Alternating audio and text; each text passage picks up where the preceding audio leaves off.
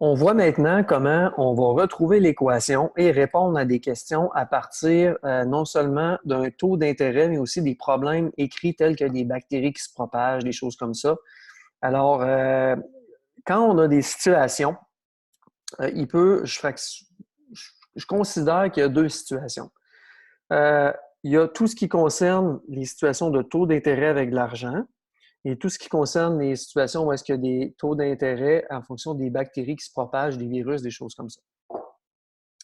Alors, par contre, au niveau de la logique qui est respectée en arrière de ça, les deux se réfléchissent de la même chose. C'est juste que avec un problème d'argent, il y a une particularité que les banques offrent. OK? Alors, on va voir ça maintenant. Comme je disais, on peut réfléchir tout simplement à la logique derrière ça, ce qu'on va faire, surtout dans les problèmes de bactéries qu'on va voir un petit peu plus tard. Par contre, il y a quand même une formule qu'on peut utiliser. Attention de sauter sur les formules trop vite parce que cette formule-là ne s'applique pas nécessairement à d'autres choses que des problèmes d'intérêt. La formule, c'est la suivante. Alors, première des choses, on a C de T. C, c'est pour capital. Et T, c'est pour temps. Non, comme on se dit, on est dans la peau d'une situation où est-ce qu'on est dans, problème, pas dans des problèmes, dans un problème où on parle d'argent, de placement, où on emprunte de l'argent puis qu'on rembourse avec des intérêts. Le capital accumulé, c'est ce que tu as dans ton compte de banque. Donc, par exemple, ici, le capital initial, le temps, bon, et le capital initial. Le capital initial, c'est ce que tu mets comme argent au début. Donc, tu vas voir un banquier, tu lui dis, moi, je veux rouvrir un CELI, je mets 1000 dollars dans mon CELI.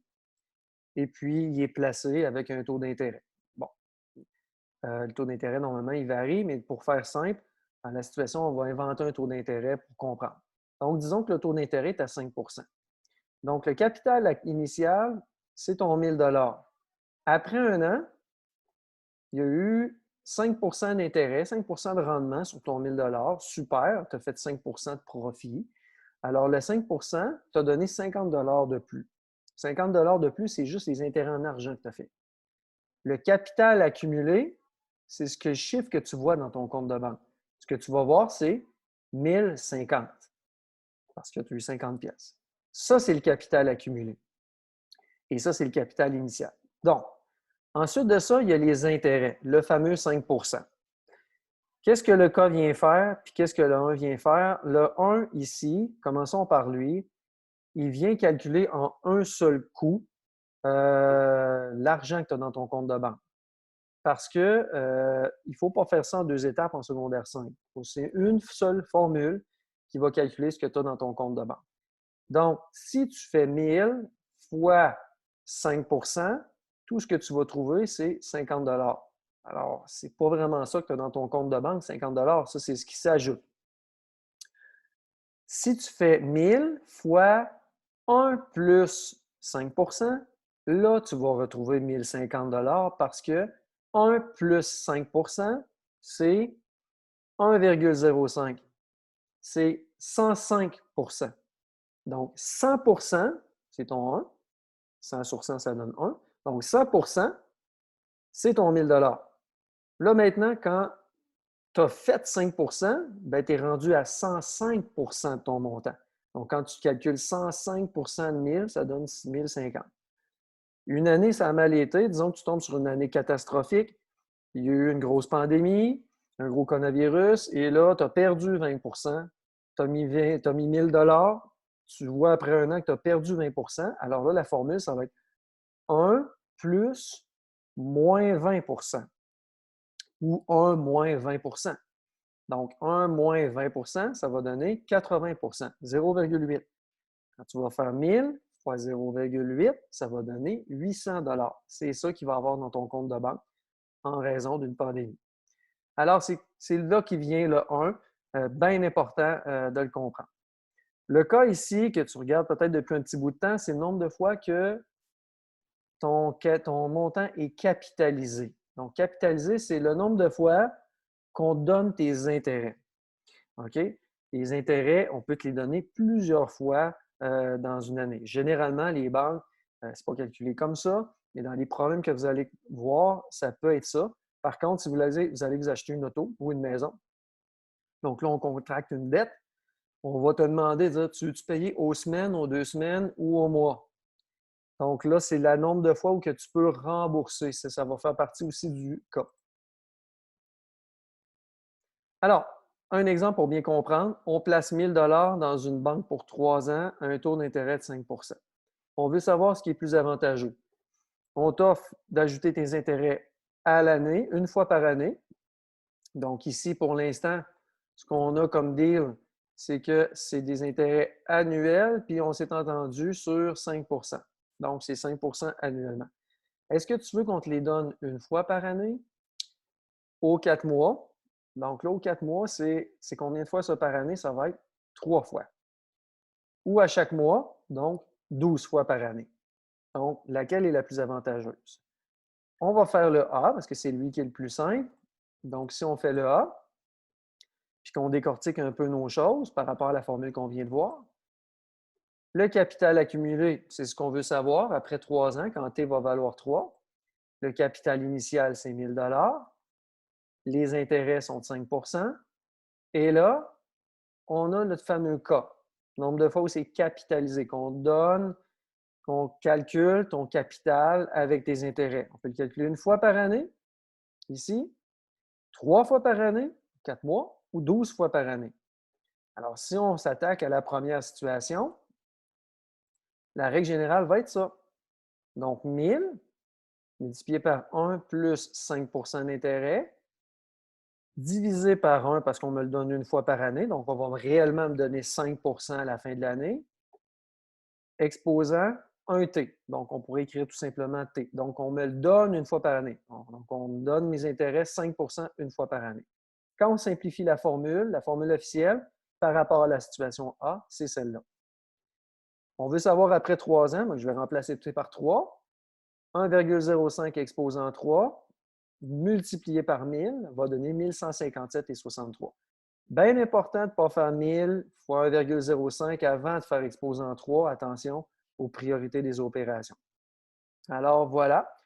Maintenant, on va s'attaquer à la situation B. Là, ce qu'il faut bien comprendre. En B, là, on nous donne nos intérêts aux 4 mois. Le deal qu'on a, c'est annuel. On s'est entendu sur 5 % annuel. Aux 4 mois, on n'aura pas 5 % après 4 mois, 5 autres pourcents après 4 autres mois, puis 5 autres pourcents après 4 autres mois à la fin de l'année, ça va faire 15 %. Ce que la banque va faire, ou celui qui prête les sous, ou qui s'amuse à t'en faire faire avec le 1000, lui, ce qu'il va faire, il va dire OK, wow, je ne te donnerai pas 15 %. Je vais prendre ton 5 % et je vais le diviser en 3. Par contre, pour que ça fasse 5 % à la fin de l'année, je vais te le donner 3 fois. OK? Donc, je te divise, mais je te donne 3 fois. C'est de là qu'on va avoir uniquement notre 5 % qui va être fractionné et divisé par 3. Mais ça va être 3T, 3 fois par année. Donc, 3T. Là, si tu me le donnes 3 fois par année, mais que tu as divisé mon intérêt de 5 % en 3 fois, ça va donner 5 % je vais être content. Bon, on simplifie ça. On calcule après 3 ans. Ici, pour le calculer, je fais 3 fois 3, 9. Je vais faire ça exposant 9. Ma réponse multipliée par 1000 et je vais avoir 1160 et 40. Oh, on a un petit peu plus. Pourtant, que tu me donnes 5 % une fois par année ou tu le divises, tu me le donnes 3 fois puis ça fait 5 %, c'est quoi la différence? La différence vient du fait qu'après 4 mois ici, on t'a donné tes intérêts. Donc, on t'a remis un petit montant dans ton compte de banque. Fait que ça s'est additionné aux 1000 $. Fait qu'après l'autre bloc de 4 mois, quand on calcule tes intérêts sur ton argent dans ton compte de banque, tu ne l'as pas sur 1000, tu l'as sur un petit peu plus que 1000. Fait que c'est pour ça que ça fait un petit peu plus à chaque fois. Fait que c'est pour ça que c'est plus avantageux que la formule en A. Puis si on s'attaque à la formule en C, puis qu'on divise notre 5 % en 12, mais qu'on me le donne 12 fois par année, en simplifiant et en remplaçant le T par 3, Ça fait 12 fois 3, 36. Ben oui, hein, on me donne mes intérêts 12 fois par année pendant 3 ans. Ça fait 36 versements. Et à chaque fois, on le calcule sur ce qu'il y a dans le compte de banque. Et puis, ça va donner un petit peu plus encore. Alors, la plus avantageuse, c'est vraiment l'intérêt, la situation en C. C'est celle-là qui est la plus avantageuse. Plus on fractionne, plus c'est rentable. Quand vous allez vous acheter une voiture ou une maison, on va vous offrir, tu veux-tu payer ta maison ou ta voiture aux semaines, aux 2 semaines ou au mois? Alors, plus vite, moins tu veux payer d'intérêt, euh, mieux c'est de rembourser le plus vite possible, donc aux semaines. Donc, même s'il calcule son intérêt, c'est que les intérêts vont être calculés sur un montant qui fond plus vite que sur un montant qui est égal pendant un an ou un mois.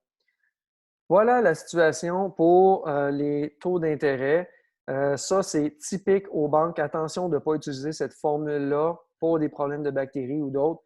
C'est uniquement quand il y a des options comme ça que là, il y a un facteur que je vais mettre en rouge, K ici. OK? Donc, ça, ce facteur-là, là, c'est uniquement, voilà, si on a des options comme ça. S'il n'y en a pas, puis qu'on s'entend sur un taux d'intérêt annuel ou un taux à l'heure, des choses comme ça, dépendamment des problèmes, jamais, jamais qu'on va diviser puis qu'on va multiplier notre T en fonction qu'il n'y aura pas de K comme tel. Alors, si on y va à un autre problème, où est-ce que là, on a un problème de bactéries? Donc, pas d'histoire d'argent. Le problème de bactéries, c'est lui. On dit qu'une bactérie double toutes les 5 heures. Donc, s'il y en avait 500 au départ, après combien de temps il va y en avoir 128 000? Comment on fait pour transposer ça? Bon, c'est la même chose un peu que les problèmes d'intérêt et d'argent, sauf que le cas n'y est pas. Alors, ce que ça veut dire, c'est que, disons qu'on nomme notre nombre de bactéries en fonction du temps N de T, le nombre de bactéries qui se développent en fonction du temps. Ici, c'est N0, c'est le nombre de bactéries initiales. Donc, le nombre de bactéries initiales, c'est 500, c'est ce qu'il y a au départ. Tantôt, c'était notre 1000 $ qu'on avait dans notre compte de banque. Après ça, on dit qu'elle double. Donc, le taux de reproduction, la vitesse à laquelle ça monte ou ça descend, c'est ce qu'il y a entre parenthèses. Quand c'est des fractions, là, que ce n'est pas doublé, triplé, quadruplé, puis que c'est plus 5 7 8 c'est bien important de mettre 1 plus 5 1 plus 8 etc.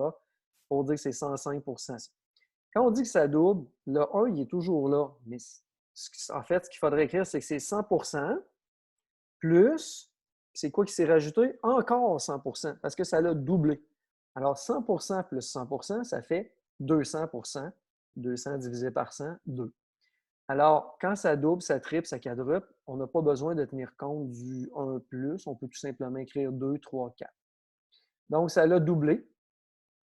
Après, ici, donc, ça l'a doublé. Donc, c'est pour ça qu'on dit 500 fois 2. Ça double à quelle fréquence? L'exposant, c'est la fréquence. Donc, c'est la vitesse à laquelle on me donne mes intérêts, mon nombre de capital. Pourquoi c'est T divisé par 5? Ou on aurait pu écrire aussi 1/5 fois T. Pourquoi c'est ça? C'est parce que ici, donc là, si j'enlève ça, donc si on, je retrouve mon marqueur, donc c'est qu'on dit ça double à toutes les 5 heures. Si je mets juste T, puis que je calcule après 1 heure, ça va faire 500 fois 2 exposant 1. Je vais avoir 1000 bactéries dans mon corps après 1 heure. Ça n'a pas de bon sens parce que normalement, on est supposé arriver à ce chiffre-là quand T va valoir 5, après 5 heures. Donc, ça veut dire qu'après, si on veut bien le comprendre, là, après 1 heure, j'étais à quelle fraction du processus où mon nombre de bactéries va doubler? Je suis au 5e du temps que ça va prendre. C'est pour ça qu'on dit que c'est le 5e de T. Après 2 heures, je vais être au 2/5 du temps que ça prend pour que ça double. C'est comme ça qu'il faut le voir. C'est pour ça que c'est T sur 5. Si on avait dit ça double à toutes les 30 minutes, à toutes les 30 minutes, c'est 2 fois par heure. Ça veut dire que là, j'aurais fait 2 T. Mais si ça double à toutes les 5 heures, Ça veut dire qu'après 1 heure, je suis au 1/5 du temps que ça prend. Donc, c'est pour ça que c'est 1/5 de T ou T sur 5. Après ça, une fois qu'on a fait ça, on remplace notre nombre de bactéries par 128 000. Et là, je veux savoir c'est quoi le temps que ça prend là, pour me rendre là. Donc, je vais aller, avant de détruire ça, je vais me débarrasser du 500. 500 fois 2 exposant T sur 5. Donc, je divise par 500. J'ai 256. Puis la seule et unique méthode qu'on sait pour l'instant, si on n'a pas vu le logarithme, c'est de placer les deux côtés de l'égalité avec la même base. Donc, si vous ne vous souvenez plus de ça, allez revoir la capsule sur résoudre des équations des fonctions exponentielles. Donc, je vais prendre ma calculatrice, je vais faire 2 fois 2 fois 2 fois 2 fois 2 jusqu'à ce que j'arrive à 256 et je m'aperçois que j'arrive à 2 exposant 8. Donc là, j'ai réussi à mettre les deux côtés avec la base 2. Je suis capable d'analyser que les exposants doivent être égaux, donc 8 égale à T sur 5. Et on multiplie par 5 de chaque côté pour se débarrasser du 5 en dessous du T. Et là, je m'aperçois que ça va prendre 40 heures. Alors voilà, c'est comme ça qu'on traduit une fonction exponentielle avec un nombre de bactéries. Alors, excusez-moi l'anglicisme, on ne pitche pas ça dans l'équation standard qu'on a vue dans les équations et graphiques. Il faut réfléchir et puis toujours le nombre total, le nombre initial. Entre parenthèses, c'est la vitesse à laquelle ça monte ou ça descend. Quand c'est une fraction de 1, on met 1 plus. Et puis ici, c'est la vitesse à laquelle ça va être doublé. Donc, ça va doubler ici au 5e du temps que ça prend si on est en heure. Alors voilà, je sais que c'est une section qui est peut-être un petit peu moins facile. Je vous conseillerais d'en faire beaucoup, OK? Puis une fois que ça c'est fait, vous allez avoir un peu le pattern qui revient tout le temps, puis qui est semblable, puis vous allez voir que ça va devenir facile à la longue, à force d'en faire, de devenir bon.